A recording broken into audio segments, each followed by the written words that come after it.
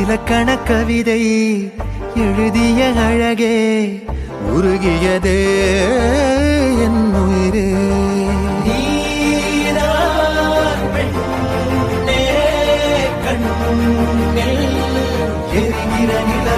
இலக்கண கவிதை எழுதிய அழகே உருகியதே என் உயிரே.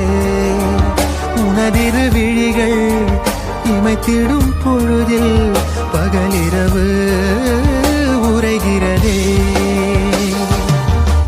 இதயம் கேட்குதே என் காற்றாக கனவாக கை வீசும் காதல் இவள் யாரோ.